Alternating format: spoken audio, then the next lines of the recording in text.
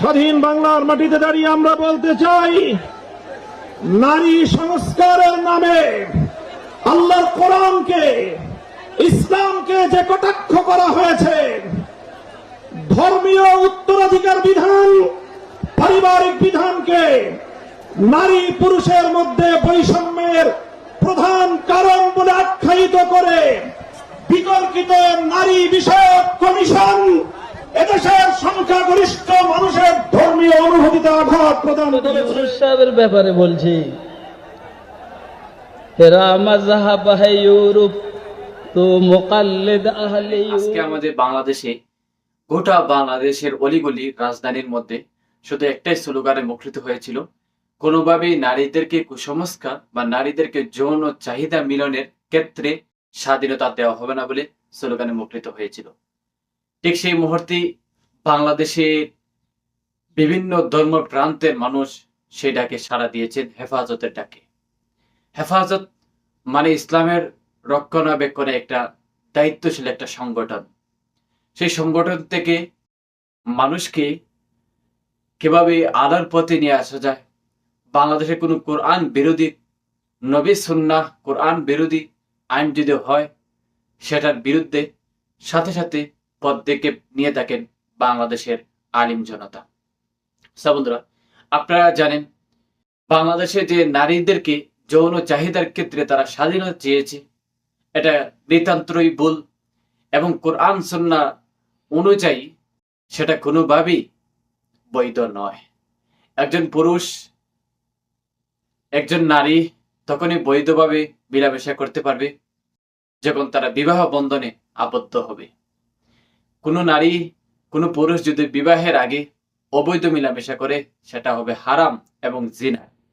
সেই জিনার কাছে আমার বোনদেরকে, আমার ভাইকে কোনোভাবেই দিতে চাচ্ছে না বাংলাদেশের হেফাজতে ইসলাম। বাংলাদেশের হেফাজতে ইসলাম চাচ্ছে বাংলাদেশের প্রত্যেকটা যুবক যুবতী যেন বৈধভাবে মেলামেশা করে। যৌন চাহিদা যদি উন্মুক্ত করে দেওয়া হয়, আমার মনে হয় না বাংলাদেশ থেকে কোনো ভালো প্রজন্ম আগত হবে। যাই হোক, অধিকার আমি যাচ্ছি না। বাংলাদেশের হেফাজতে ইসলামের নেতাকর্মীরা কি বক্তব্য দিয়েছেন, বিশেষ করে হযরত মাওলানা শেখুল হাদিস ইবনে শেখুল হাদিস মামুনুল হক সাহেবের একটি গর্জন আপনাদের সামনে তুলে ধরব এবং এরই সাথে সাথে খুরশেদ আলম কাসিমি সাহেব ডক্টর ইউনূসকে নিয়ে চমৎকার একটি শের, উর্দু শের গিয়েছে। আমার কাছে ভালো লাগছে। সম্পূর্ণ বিস্তারিত বিষয় আপনারা মনোযোগ সহকারে দেখতে থাকবেন এবং ভিডিওটি সর্বদা শেয়ার দিয়ে মানুষের কাছে পৌঁছিয়ে দেবেন। যারা নারীর স্বাধীনতা চেয়েছে তাদের বিরুদ্ধে রুখে দাঁড়ান। যিনি সেই আইনটা ফাঁস করার জন্য সরকারের কাছে আবেদন লিপি পেশ করেছেন, তাকে যেন গ্রেফতারি পরোয়ানা জারি করা হয়। এটা বাংলার জনগণ, মুসলিম জনতা তাতে দেখতে পারে। চলুন আল্লামা মামুনুল হক সাহেবের গর্জনটা কি দিয়েছিলেন আজকের এই সমাবেশে। রক্ত দিয়ে সেই স্বাধীনতা আমরা রক্ষা করবো ইনশাআল্লাহ। স্বাধীন বাংলার মাটিতে দাঁড়িয়ে আমরা বলতে চাই, নারী সংস্কারের নামে আল্লাহর কোরআনকে, ইসলামকে যে কটাক্ষ করা হয়েছে, ধর্মীয় উত্তরাধিকার বিধান, পারিবারিক বিধানকে নারী পুরুষের মধ্যে বৈষম্যের প্রধান কারণ বলে আখ্যায়িত করে বিতর্কিত নারী বিষয়ক কমিশন এদেশের সংখ্যাগরিষ্ঠ মানুষের ধর্মীয় অনুভূতিতে আঘাত প্রদান করেছে। ধর্মীয় অনুভূতিতে আঘাত প্রদান করবার অপরাধে তাদের বিরুদ্ধে আমরা রাষ্ট্রের শাস্তিমূলক ব্যবস্থা দেখতে চাই। হেফাজতে ইসলাম বাংলাদেশ বলতে চায়, এই তথাকথিত পশ্চিমা ধ্যান ধারায় বিশ্বাসী বিতর্কিত নারীবাদীদের আদর্শ এবং দর্শন নয়, বরং হেফাজতে ইসলাম বাংলাদেশ ইসলাম প্রদত্ত আল্লাহর ঘোষিত নারীর ন্যায্য অধিকারে বিশ্বাসী। ইনশাআল্লাহ হেফাজতের সংগ্রামী মহাসচিব কর্মসূচি ঘোষণা করবেন। সারা বাংলাদেশ জুড়ে হেফাজতের নেতা কর্মীদেরকে আগামী মাসগুলোতে গোটা বাংলাদেশ জুড়ে নারীর ন্যায্য অধিকার আদায়ের জন্য